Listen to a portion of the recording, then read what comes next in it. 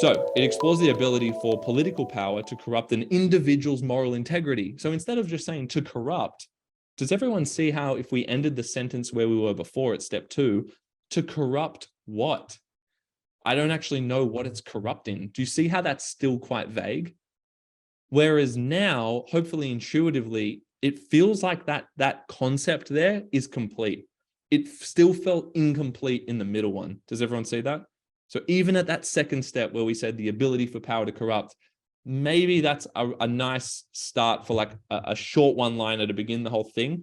But ideally, you'd want the third sentence there, the third layer. That's where I feel like, okay, you've said the type of power, you've said what it's doing, it's corrupting, and you've said what it's corrupting.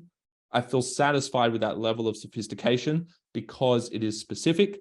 And again, using a more specific tip there, we've avoided using something like how, and then you can layer in a couple of other things. Potentially when you revise it, you might want to bring in other elements, but don't overcomplicate this process. We're mainly focusing on here just being more specific, but build out from that starting point. So if you're ever stuck, you can start with something like Shakespeare Explores Power, and then you literally just branch it out step by step like we've done here, and you'll arrive at that endpoint.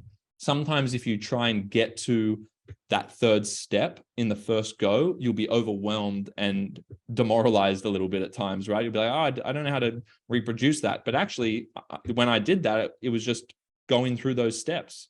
So start really basic and then force yourself to go through this process, and you'll end up somewhere like that if you just ask yourself the questions.